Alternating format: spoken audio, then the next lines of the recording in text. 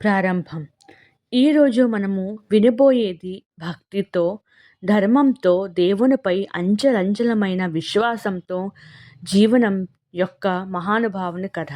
మార్కండేయ మహర్షి కథ. ఇది మనకి భయం కన్నా భక్తి పెద్దది.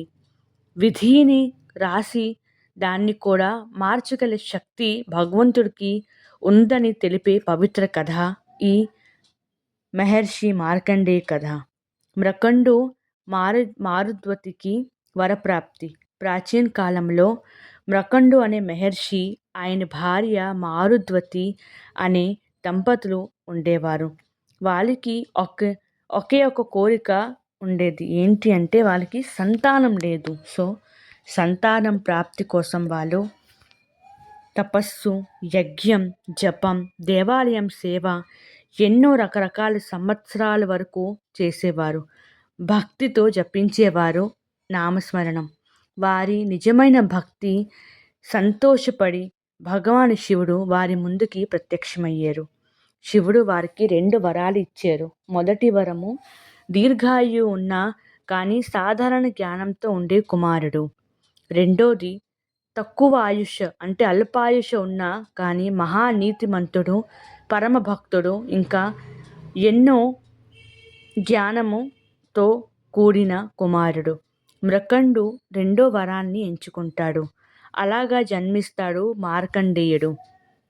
బాల్యంలోనే భక్తి వైభవం. మార్కండేయుడు చిన్న వయసులోనే అసాధారణమైన శాంతి, జ్ఞానం, వినయం కలిగి ఉన్నాడు. అతను ఎప్పుడూ శివుని పేరుని జపించుతూ ఉండేవాడు.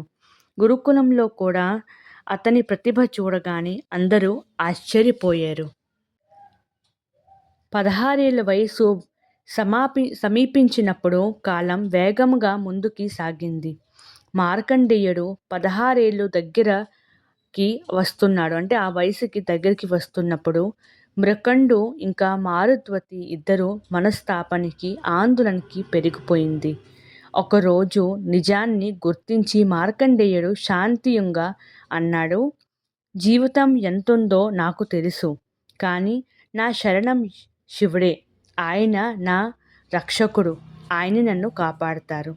అతని మాటల్లో భయం ఏమాత్రం లేదు. నిర్మలమైన భక్తి మాత్రమే ఉంది. విధి నిర్యత రోజుల్లో యముని ఆగమనం. మార్కండేయుడు 16 ఏళ్ళు వయసు పూర్తయ్యే రోజు వచ్చింది. సాయంత్రం సమయం. అతను శివలింగం ముందు దీపం వెలిగించి నిత్యం శివ పూజల్లో మునిగిపోయేవాడు. అయితే ఆ రోజు కూడా శివలింగాన్ని ఆలింగనం చేసి భక్తితో జపం చేస్తున్నాడు. అప్పుడు అక్కడ వచ్చాడు యమధర్మరాజు. అతను అన్నారు, మార్కండేయ, నీ భౌతిక జీవితం ముగించింది. మార్కండేయుడు ధైర్యం. మార్కండేయుడు అంచెలంచెలుగా ధైర్యంతో ఉన్నాడు. నా జీవితం, నా శ్వాస, నా ధైర్యం అన్నీ శివార్పితం. శివలింగం నాకు, ఆయన తప్ప ఎవరు అధికారము లేదు అంటే అతను ఏం చేస్తారంటే శివలింగాన్ని గట్టిగా పట్టేసుకుంటారనమాట. ఎవరు? మార్కండే మహర్షి అని చెప్పి మరి అంత బిగంగా శివలింగానికి ఆలింగనం చేశాడు మార్కండే మహర్షి. ఓం నమ శివాయ, ఓం నమ శివాయ అని పంచాక్షరి మంత్రాన్ని జపిస్తూ మార్కండేయుడు శివలింగాన్ని గట్టిగా బిగించి పట్టుకొని అలాగే ఉండిపోయారు. అప్పుడు శివలింగం నుండి శివుని ప్రత్యక్షమయ్యారు. ఎలాగంటే యముడు పాశము విసిరాడు. ఆ పాశం శివలింగానికి చుట్టూ కూడా అంటే చుట్టుముట్టిందనమాట. దానివల్ల శివలింగము అంటే కంపించింది. శివలింగం కంపించింది.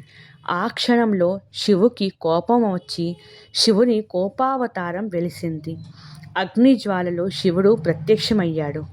ఆయన గర్జించాడు, నా భక్తుడికి తాకడానికి నువ్వు ఎవరు యమా అని గట్టిగా అడిగారు.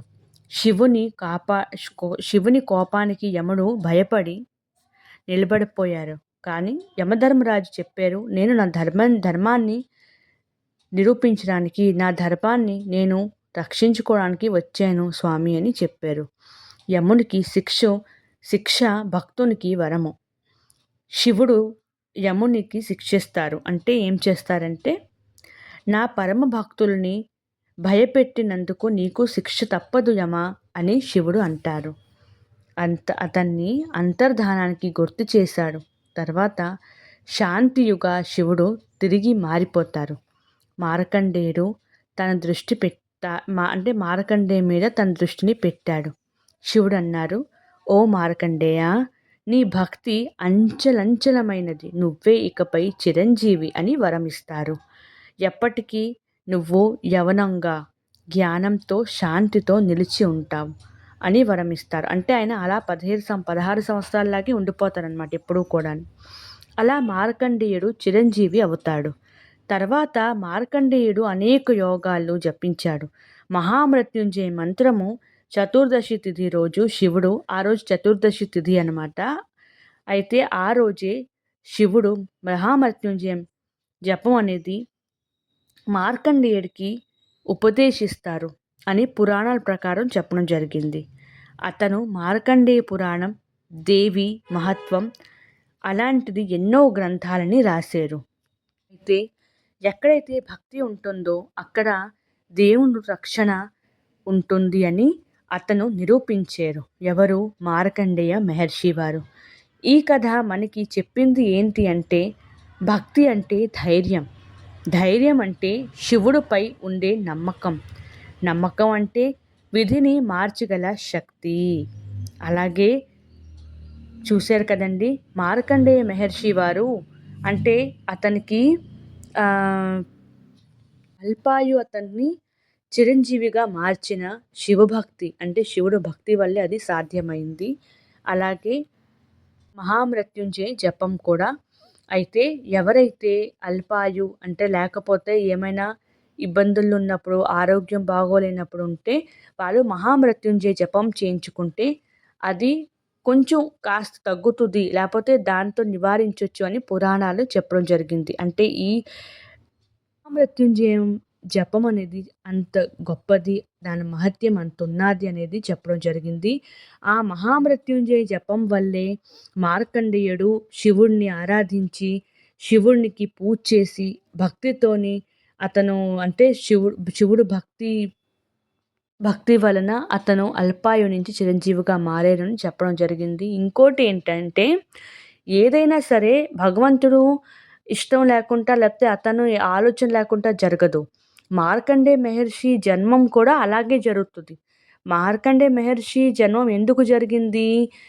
పురాణాల ప్రకారం ఏంటంటే, మార్కండేయ పురాణాలలో ఏం రాసుందంటే, విధి రాతది ఏంటి, అల్పాయుగా పుడతారు కానీ ఈ అంటే ఇప్పుడు ఈ జపం అనేది అతని ద్వారా ఉద్భవిస్తుంది. అంటే ఈ మహామృత్యుంజయం మంత్రం ఏదైతే ఉన్నదో అది మార్కండేయ మహర్షి ద్వారా ఉద్భవించిందనమాట. శివుడు ఉపదేశించారు కానీ అది అలాగ ఉద్భవించింది, ఆ విధంగా ఉద్భవించింది. అందుకనేసి మార్కండేయ మహర్షి జన్మం అనేది జరిగింది.